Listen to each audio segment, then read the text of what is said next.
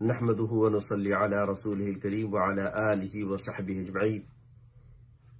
عزیزان ملت اسلامیہ، اس میں دو رائے نہیں ہے کہ دنیا اس وقت اپنے وقت کے نازک ترین دور سے گزر رہی ہے۔ اطباء پریشان ہیں، ماہرین کی زبانیں گنگ ہیں اور حالات و واقعات پر گہری نگاہ رکھنے والے اپنی اپنی بساط کے مطابق رائے دے رہے ہیں۔ ایسے وقت میں اور ان حالات میں ایک خبر سماجی ذرائع ابلاغ کے دوش پر بہت تیزی کے ساتھ گردش کر رہی ہے کہ کیا 12 مئی کو کورونا وائرس سے نجات مل جائے گی، اور غضب یہ ہے کہ اس کی نسبت اللہ کے نبی صلی اللہ علیہ وسلم کی طرف کی جا رہی ہے۔ اس لیے ضروری ہے کہ ہم حالات کا جائزہ لیں۔ عزیزان ملت اسلامیہ، اگر ہم احادیث کا جائزہ لیتے ہیں تو ہمیں 3 طرح کی روایات ملتی ہیں۔ ایک تو یہ ہے کہ اذا طلع النجم ذا صباح رفعت العاہا، یہ مسند احمد کی حدیث پاک ہے کہ جب صبح کے وقت سورج طلوع ہو تو پریشانی دور ہو جاتی ہے، مصائب ختم ہو جاتے ہیں، مضرت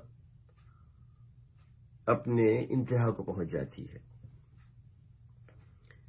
ایک دوسری روایت اس قسم کی ہے کہ جب سورج طلوع ہو تو پریشانی اہل شہر اہل ملک سے دور ہو جاتی ہے۔ ایک تیسری حدیث پاک ہے اذا طلعت الثریا امن الزرع من العاہا، کہ جب سورج طلوع ہو تو پیداوار کی مضرت ختم ہو جاتی ہے۔ بظاہر ایسا محسوس ہوتا ہے کہ تینوں احادیث مختلف ہیں، لیکن آپ جب غور کریں تو محسوس ہوگا کہ ایک ہی حقیقت کو مختلف زاویے سے اس میں بیان کیا گیا ہے۔ اس کا پس منظر دیکھیں۔ ایک روایت ہے کہ حضرت عبداللہ بن عمر رضی اللہ تعالی عنہما سے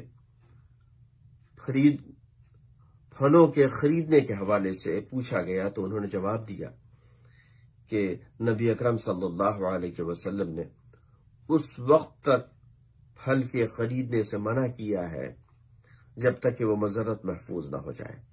پوچھا گیا کہ وہ مضرت کب ختم ہوگی تو فرمایا آپ نے کہ جب سورج طلوع ہو جائے۔ یہ مسند احمد کی حدیث پاک ہے۔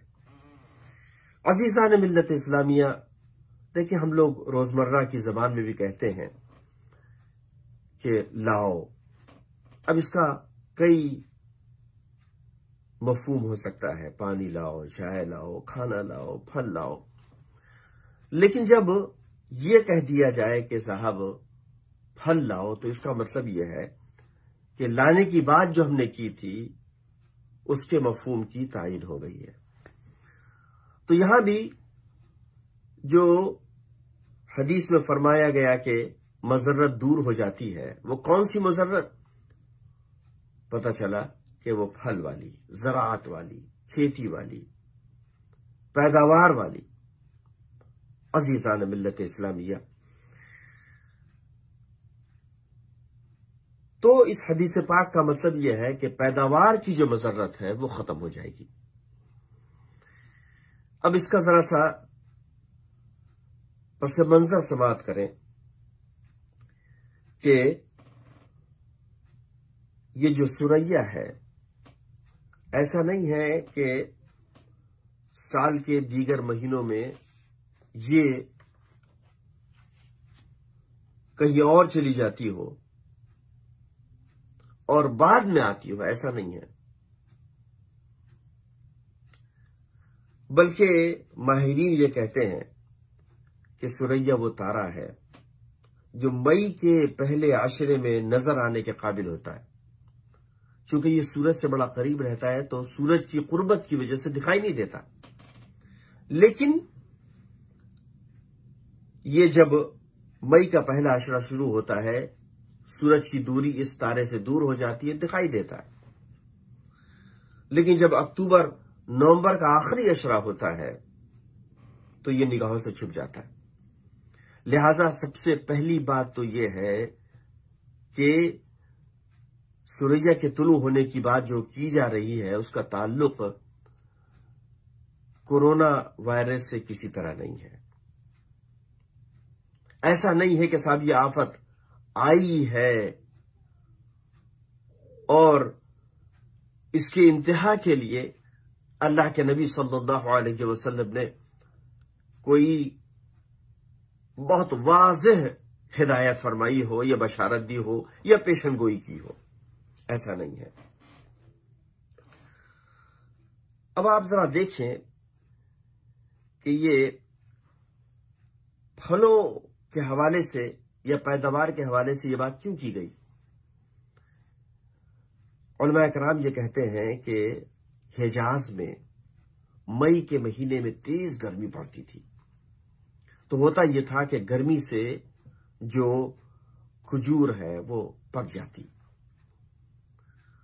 تو اللہ کے نبی صلی اللہ علیہ وسلم کے بیان کرنے کا مطلب یہ ہوگا کہ جب کھجوریں پکنے کے مرحلے میں ہوں تو اسے نہ توڑی جائے، اسے نہ خریدا جائے، نہ بیچا جائے۔ جب یہ پک جائے ظاہر ہے کہ اس کی لذت دوبالا ہو جائے گی، اسے خرید لیں۔ یعنی یہ بالکل ایسے ہی ہے کہ جیسے ہمارے ہند و پاک میں آم ملتا ہے، آج کل تو آپ کو فروری سے آم ملنا شروع ہوتا ہے، لیکن اس میں لذت نہیں ہوتی۔ بڑے بوڑھے یہ کہتے ہیں کہ صاحب ذرا اچھی طرح سے بارش ہو جائے تب خریدنا، تو گویا اگر یہ کہہ دے کوئی کہ صاحب ابھی آم نہ خریدو، بارش کے بعد خریدنا، تو یہ بات بالکل ایسے ہی ہے کہ جیسے حجاز میں یہ کہا جائے کہ مئی کے پہلے ہفتے کے بعد تم کھجوریں خریدنا، ابھی نہ خریدو، چونکہ وہاں بارش کا تصور زیادہ نہیں تھا۔ لہذا اس طبعی گفتگو کو اللہ کے نبی صلی اللہ علیہ وسلم نے آسان بنا کر لوگوں کے ذہن و دماغ میں اتار دیا۔ خلاصہ کلام یہ ہے کہ ہمیں چاہیے کہ اپنی سمجھ کے مطابق کوئی بات ایسی نہ کر دیں کہ غیر ہم پر انگلیاں اٹھائیں اور جو اپنے ہیں ان کا ایمان کمزور ہو جائے۔ عزیزان ملت اسلامیہ، یہ باتیں اس ڈھنگ سے نہیں کی جانی چاہیے۔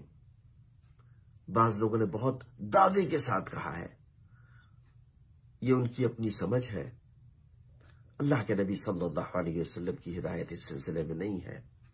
ہاں، ہم یقین رکھتے ہیں کہ اللہ رب العزت قادر مطلق ہے، وہ چاہے تو 12 مئی کو یہ پریشانی دور کر دے، چاہے تو اس کے بعد دور کر دے، چاہے تو آج کر دے اور ابھی کر دے۔